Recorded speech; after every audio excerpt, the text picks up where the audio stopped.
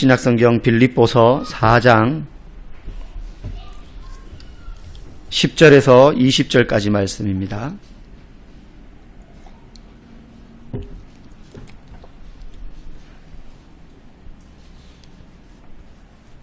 빌립보서 4장 10절에서 20절까지 한 절씩 교독하고 20절은 같이 읽겠습니다. 내가 주 안에서 크게 기뻐함은 너희가 나를 생각하던 것이 이제 다시 싹이 나미니 너희가 또한 이를 위하여 생각은 하였으나 기회가 없었느니라.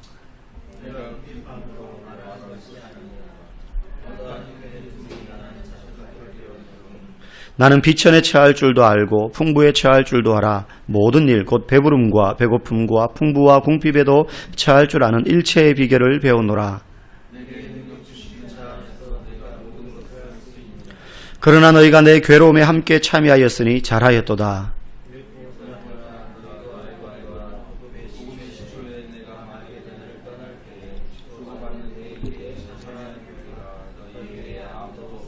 데살로니가에 있을 때에도 너희가 한 번뿐 아니라 두 번이나 나의 쓸 것을 보내었도다.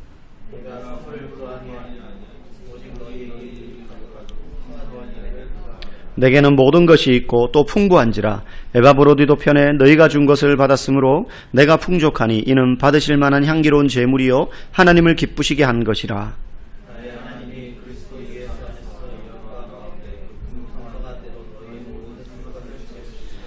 하나님 곧 우리 아버지께 세세 무궁토록 영광을 돌릴지어다. 아멘. 동행이라는 제목으로 잠시 말씀 전하겠습니다. 여러분 혹시 살면서 이 정도면 충분해. 그것이 무엇이든 뭐 돈이든 아니면 어떤 즐거운 시간이든 뭐 휴가 기간이든 이 정도면 충분하다. 아니면 혹시 맛있는 것을 먹었을 때 혹시 그런 느낌 몇 번이나 들으셨습니까? 아마 잘 없지 않았을까. 그때는 충분한 것 같지만 뒤돌아서면 좀 더 재미있었으면, 더 맛있었으면, 또 더 즐거웠으면, 아니면 더 많았으면 아마 이런 아쉬움이 항상 있으면 있었지 이제는 더 이상 괜찮아, 충분해. 아마 그러지는 않았을 거라고 생각합니다. 마티즈 타면 마티즈로 만족 못 하잖아요. 그렇죠? 난 마티즈로 충분해. 처음에 걸어 다닐 때에는 난 마티즈만 있어도 충분해. 근데 마티즈 몇 달 타다가 옆집에 아반떼 산 아줌마 보면 아반떼 있었으면 진짜 소원이 없겠다. 아반떼 타면 아반떼만으로 난 충분해. 얼마 못 가죠? 네, 그랜저 타는 분 보면 그랜저 있었으면. 그랜저를 탑니다. 또 어떤 마음이 듭니까? 난 그랜저로 충분하다. 아니에요. 여러분 안 타보셔서 그런 거지. 외제차 타봤으면. 요즘 좀 외제차가 겁납니다. 뭐 캠프파이어 놀이도 막 하고 있고 불나가지고 막 그러고 있다 그러더라고요. 뭐 차만 그렇겠습니까? 네. 15평 살 때 만족하다가 24평 살아보고 싶은 마음 들고 32평 살고 싶고. 제가 예전에 이렇게 교역자들 수련을 가는데 교회 성도분 한 분이 회원으로 되어 있는 콘도를 이렇게 1박 2일 교역자들 비전 트립 가는데 이렇게 내어주셨어요. 하루 빌려주셨어요. 그게 경남 충무에 있는 마리나 리조트라는 곳인데요. 콘도가요 60평이더라고요. 그래서 저는 60평 되는 실제 거주하는 집을 처음 가본 거예요. 아파트 60평짜리 여러분 가보셨어요? 그죠? 들어는 봤나 60평. 근데 콘도는 가면 살림살이가 또 별로 없잖아요. 더 넓어 보여요. 그래가지고요 자고 나서 그 다음날 아침에요 비가 오길래 족구는 해야겠고 거실에 테이블하고 소파 치우고 거실에서 거짓말 안 붙고 족구를 했다는 거 아닙니까? 특히 그 콘도가 방은 조그만하고 거실이 엄청 넓은 거죠. 그 정도로 넓더라고요. 60평. 충분히 가능합니다. 지금 우리 본당이요 요게요 40평 정도예요. 그러니까 60평은 여기서 20평이 더 넓으니까 족구 가능하겠어요? 불가능하겠어요? 가능하죠. 가능하다니까요.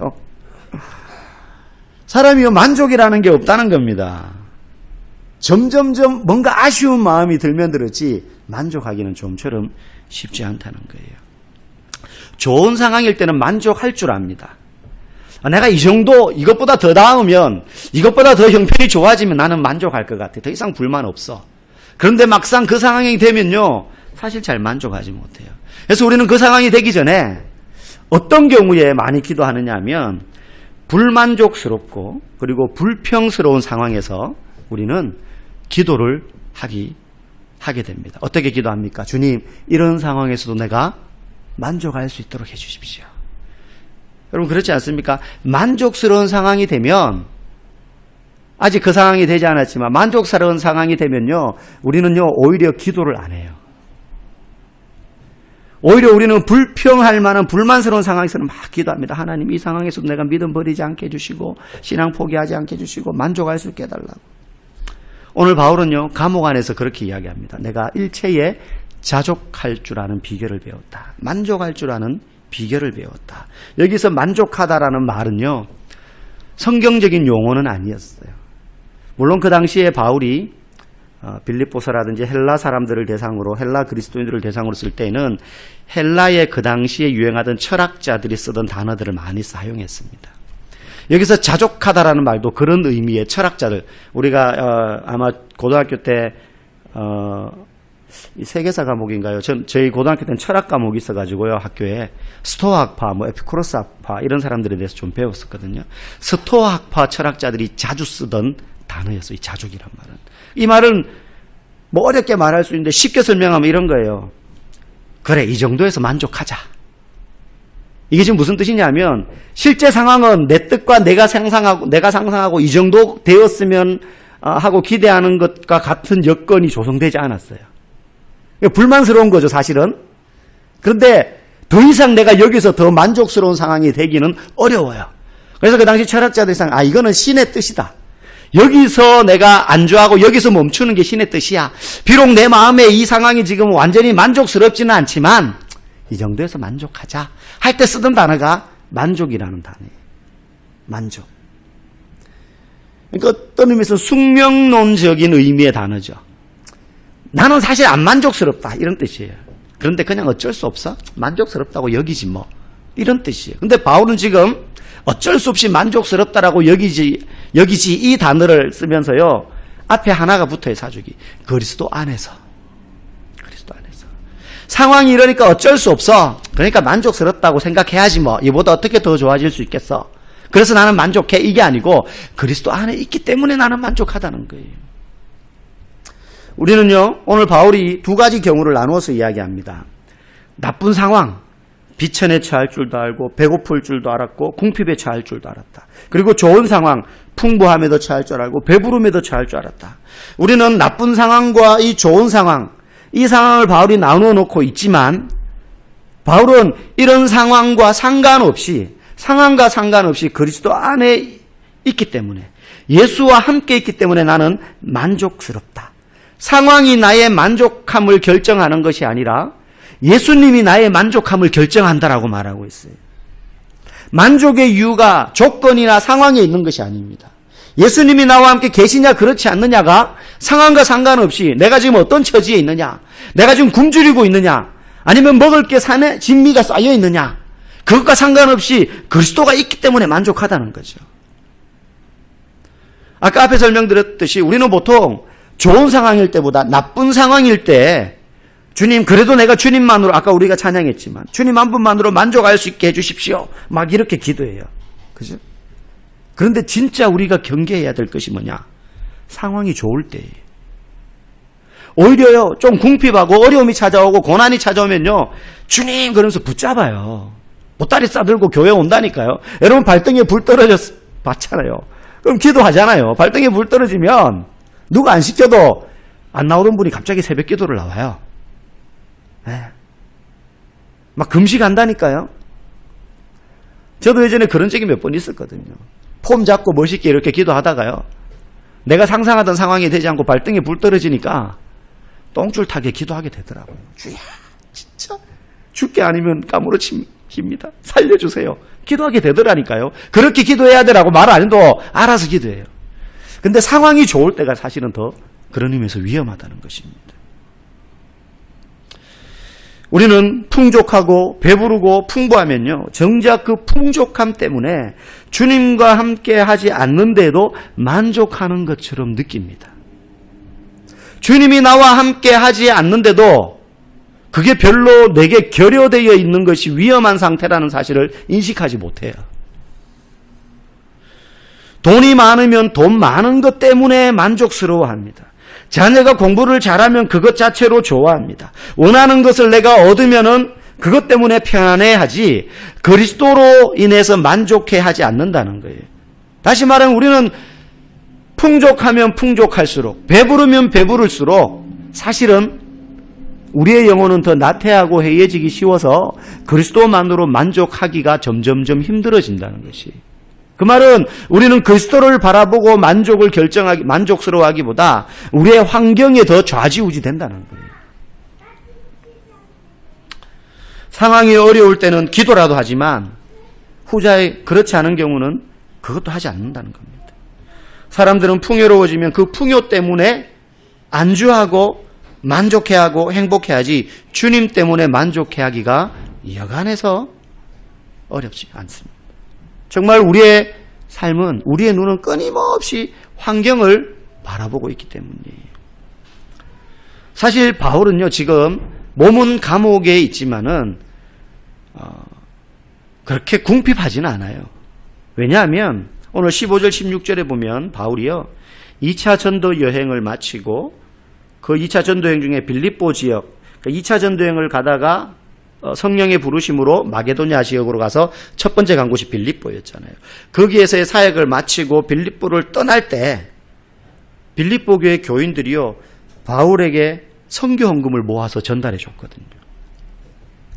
그리고 그뿐만 아니라 그 이후에도 2번이나 바울을 위해서 선교 헌금을 모아서 후원해 주었습니다. 심지어 바울은 18절에 그래서 나는 모든 것이 풍부하다 이렇게 말해요. 물론 이 말이 정말로 엄청나게 내가 지금 돈이 많아서 걱정 안 해, 이런 의미는 아니겠죠. 그러나 정말로 감옥에서 우리가 생각하는 것처럼 막 얻어 터져가지고 죽어가고 막 그냥 그런 상황은 아니라는 거죠. 나름대로. 하지만 바울은 자기가 지금 만족하는 이유가 단순히 빌립보 교인들의 그 선교 후원금의 풍부함, 넉넉함 때문에 바울은 만족할 수 있다 이렇게 말하는 건 아닙니다. 바울은요, 빌립보 교인들에게 지금 자신이 비록 감옥 안에 있지만 어떤 환경과 그리고 상황과 상관없이 만족할 줄 아는 일체의 비결을 배웠는데 그게 풍부함 때문이 아니라 그리스도 때문이다라고 말하고 있습니다. 사실 사람은요, 자기가 원하는 것을 얻고 풍부해져도 잘 만족하지 못합니다. 아까 제가 서두에서도 뭐 자동차나 집을 비유로 들었지만, 여러분 고3이 되면 모든 인생의 목표가 뭐예요? 자기가 원하는 대학, 학과에 진학하는 겁니다. 사실 자기가 원하는 학과나 대학에 진학하는 학생들이 소수예요. 다 성적 맞춰서 가는 거지, 대부분. 대학만 들어가면 온 세상이 다 끝날 것 같아요. 삶이 이제 완전히 행복해질 것 같아요. 근데 대학 들어가면 그럽니까? 아닙니다. 대학 들어가면 성적의 압박, 시험의 압박, 자격증 따야 되고, 졸업하면 더 험난한 취업의 길이 놓여 있습니다. 자기가 원하는 회사에 들어가면 이제 만족이 끝납니까? 아니에요. 살아남아야 되죠. 또 경쟁사회에서 뒤처지면 안 되는 거죠. 뒤처지면 안 됩니다. 많은 사람들이요, 직업 중에 교사직을 부러워합니다. 교사직 부러워하지 않는 사람 아무도 만나보지 못했어요. 제가 뭐 이야기하다가 제 아내가 이제 예전에 교사였다는 사실을 아는 분들은 이번에도 휴가 때 이렇게 고향에 갔다가 신학대학 때 동기들을 이렇게 만났습니다. 뭐 이런저런 이야기하다, 사모님 그래 그 교사직 안 해가지고 너무 아깝다, 막 자기들이 막 아까워해요. 실제 아까우면 제가 더 아깝죠. 근데 본인들이 막 너무 아까워하는 거예요. 사실 이 세상에서 제일 아까워하는 사람 저희 어머니지만은 제 어머니가 참 아까워하십니다. 근데 그거 아세요? 지금 현재 교사들 상당수가요, 자기가 하고 있는 그 교사직에 대해서 만족하지 않습니다. 거의 대부분. 여러분, 보수가 작아서 만족하지 않겠습니까? 그렇지 않아요. 더 이상 교사로서의 그 자부심과 그리고 자긍심과 보람을요, 학교 현장에서 느끼기가 너무 힘들어졌다는 거예요. 그래도, 돈 많이 주잖아. 철밥통이잖아. 그러면 만족할 것 같죠. 정작 그 자리에 있는 사람들은요, 그게 자기들에게 만족이 안 된다니까요. 그게 자기들에게 만족이 안 돼요. 대부분의 상당수의 교사들이요, 먹고 살기 위한 직업으로 하는 거지, 그냥 직장인들이 월요일 되면 학교 출근하기 싫어하는 것처럼요, 교사들도 똑같아요. 교사들이 학생들보다 방학 더 기다립니다. 방학 더 기다려요. 금요일 오후를 더 기다린다니까요. 마지못해 하는 교사들이 참 많습니다. 얼마 전에 서울의 한 여고에서, 이응 여고에서, 명문 여고예요, 미투 운동이 일어났습니다. 누가 일으켰냐면 그 학교 졸업생들이, 학교 선생님들이 성적으로 수치심을 느끼는 말과 행동과 터치, 심지어는 성폭력을 당한 사람들도 있어요. 그래서 졸업생들이 그걸 먼저 들고 일어나자 재학생들이 용기를 얻어가지고 창문에 미투 with you 막 그렇게 막 플랜카드 써붙이고 그랬어요. 제가 그거를 기사가 나기 전에 알았어요. 예, 여고에서. 왜냐하면 제가 잘 아는 군대 바로 믿고 참 지금도 교제를 하고 만난 신실한 크리스찬이에요. 그분이 그 학교 교사예요. 그래서 어느 날 저한테 페북으로 메시지를 나요. 병대야 이러면서. 우리 학교 곧 TV에 나올 것 같다고. 이 선생님은 이제 크리스찬이고 해마다 아이들 데리고 방글라데시나 이런 데 이제 데리고 자원봉사도 가고 학생들이 굉장히 존경받는 선생님인데, 지금 오늘 그 학교에 터졌던 그 미투 때문에 20명의 선생님이 징계를 받았습니다. 선생님 20명이 징계를 받았어요. 어마어마한 숫자입니다.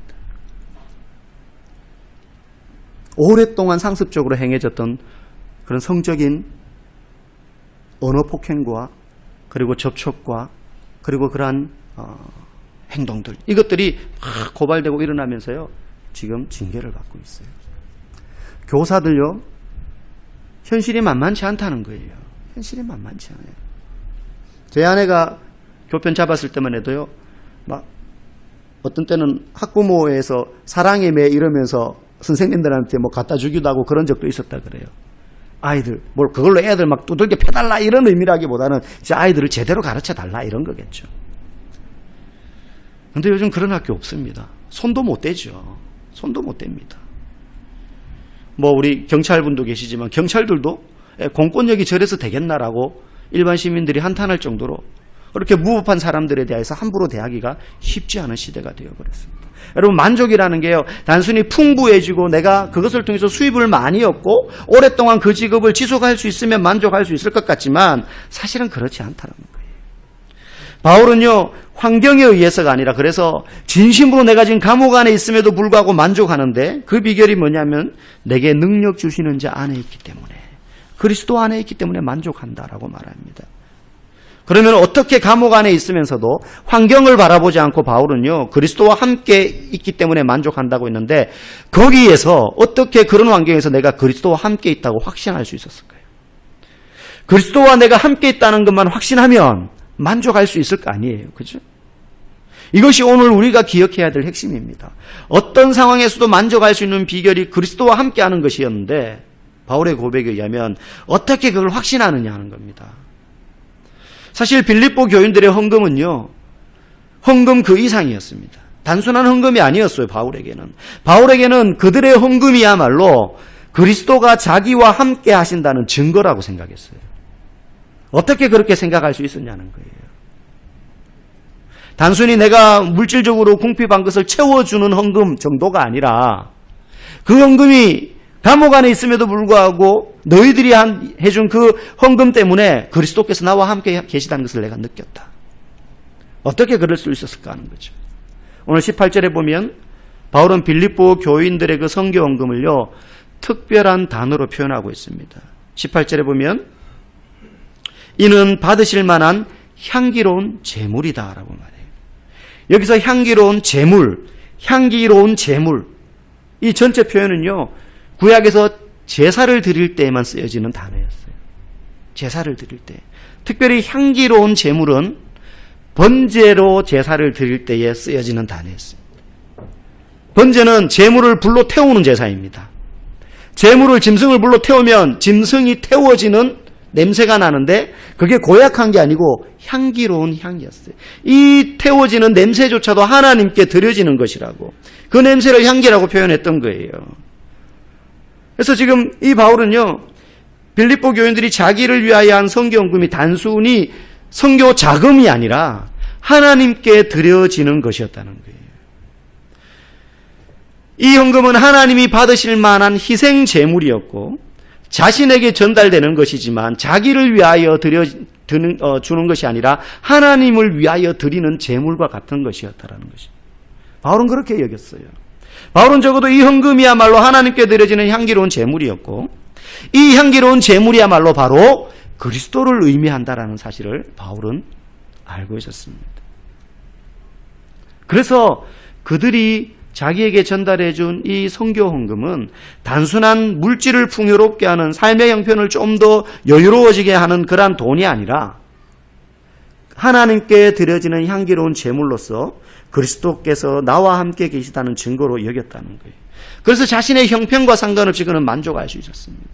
여기에 우리가 자족할 수 있는 비결이 있습니다. 우리 또한 마찬가지로 부족하고 풍족하고 궁핍하고 배부르고 이것과 상관없이 만족할 수 있는 비결이 있는데 바로 그리스도께서 우리와 함께 하신다는 확신을 가지는 것입니다. 어떻게 확신할 수 있습니까? 그리스도께서 나와 함께 계신다는 사실을 굳게 믿기로 결단하면 확신이 생깁니까?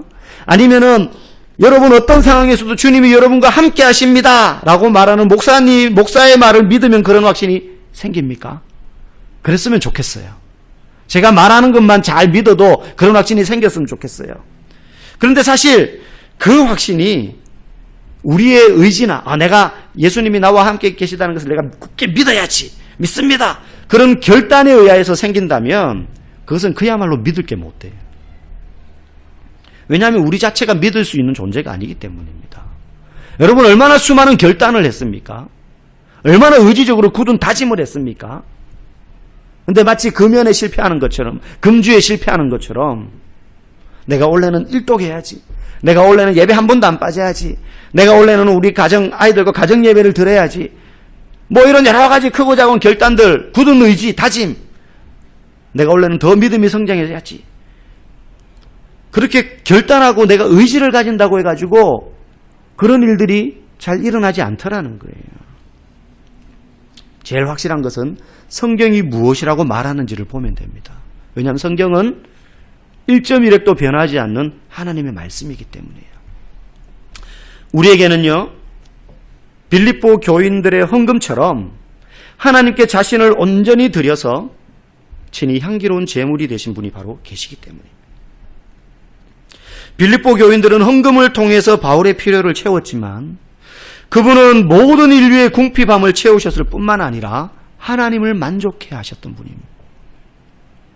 바울이 마게도냐를 떠날 때에 바울에게 헌금한 교회는 빌립보 교회뿐이었어요. 오늘 본문에 보면 너희 외에 아무도 하지 않았다고 말했어요. 그렇지만 참된 교회 되시는 예수 그리스도께서는 우리를 위해서 자신의 모든 것을 아낌없이 주셨습니다. 모든 교회를 위하여 자기의 몸을 내어주셨어요. 정작 그분은 모든 사람에게, 심지어 아버지에게도 버림을 받았지만 부활하신 후에 제자들을 찾아오셔서 그들과 함께 하셨습니다. 그런 분이 우리의 구원자가 되시고 그리고 우리와 함께 지금도 동행하신다고 성경은 곳곳에서 증언하고 있습니다. 우리가 그렇게 믿어서가 아닙니다.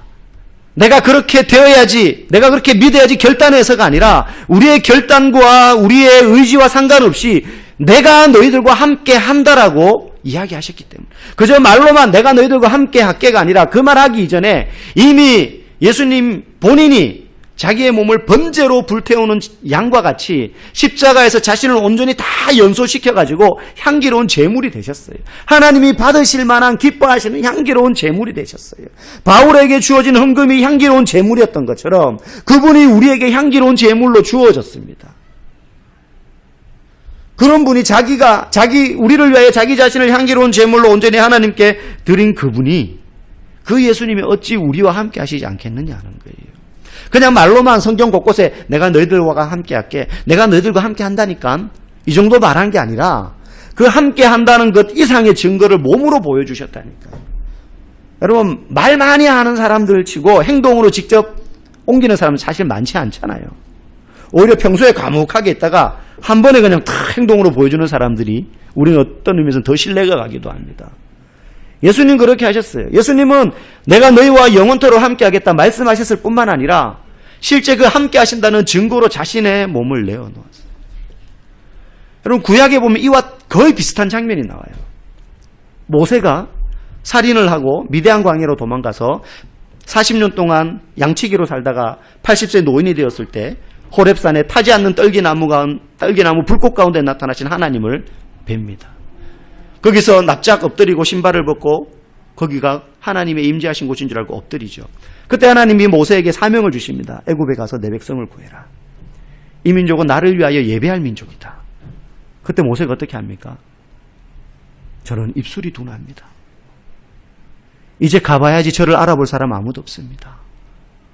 그 말 속에는 많은 것들이 내포되어 있어요. 아니 하나님, 제가 젊어서 애굽의 왕자의 신분으로 능력도 있고 지식도 있고 힘도 있고 건강도 있고 권력도 있을 때 나를 부르시지. 그때는 잠자코 있다가 이제 와가지고 아무 능력도 없고 이빨 탁 빠진 호할아버지 돼가지고 이제 나를 불러가지고 그 어마어마한 일을 맡기시다니 너무한 거 아닙니까? 저 못 가요. 불만이 팽배한 반응이에요. 하나님이 여러 말들을 하시는데요. 입술이 둔하다 그러니까 네 형 말 잘하는 아론이 있지 않냐. 또 사양하면서 못 가겠다 하면서 가서 뭐라고 합니까? 하나님을 만났다고 말해라. 아니, 하나님 그래도 그 백성 400년 동안 애굽에 종살이하면서 하나님 누군지 다 잊어버렸는데요. 하나님 그러면은 뭐 그 사람들 이해할까요? 뭐라고 해야 돼요? 아브라함의 하나님, 이삭의 하나님, 야곱의 하나님, 너희 조상들 가운데 나타났던 그 하나님이 나에게 찾아오셨다라고 말해라. 이름도 다 가르쳐 주세요. 뭘 해야 될지 바로에게 찾아가서 이렇게 말해라. 말을 입에 넣어줘요. 그런데도 모세가 계속 못 가겠다 그래요. 하나님이 뭐라 그러십니까? 나중에는 화를 내시면서 가. 그러면서 결정적으로 말씀하시죠. 내가 너와 함께 하겠다니까. 내가 너와 함께 한다니까. 3번, 4번 말하다가 안 되니까 하나님이 나중에 좀 화를 내시는 것 같아요. 물론 성경에 화냈다 이런 말씀은 안 나오지만은, 아니 내가 너하고 함께 하겠다고. 우리 그럴 때 있잖아요. 아니 내가 도와주겠다니까. 애들 그럴 때 있잖아요. 아빠 저 무서워서 못해. 걱정하지 마. 내가 같이 간다니까. 아빠가 같이 가는데 뭐가 걱정이냐. 우리에게 주실 수 있는 가장 강력한 확신은요, 내가 너와 함께 하겠다는 거예요. 하나님. 예수님이 말씀하십니다. 내가 너와 함께 한다는 거죠. 비록 네가 감옥 안에 있지만, 네가 언제 죽을지 모르지만 심지어 내가 너와 동행하고 있다. 이것보다 네가 만족할 수 있는 비결은 없다. 상황 때문에 아니라 내가 너와 함께하는 것 때문에. 여러분, 내가 그분과 함께하려 한다면 넘어지고 실패하겠지만 그분이 나와 함께 하시기에 나는 어떤 상황에서도 만족할 수 있는 것입니다. 이 차이는 큽니다. 우리가 주님과 막 만족해 함께하고 동행하려고 애는 써보지만 실패하잖아요. 포기하잖아요. 넘어질 때 많잖아요. 앞으로 잘 나가는 것 같다가 뒤로 퇴보할 때 많잖아요.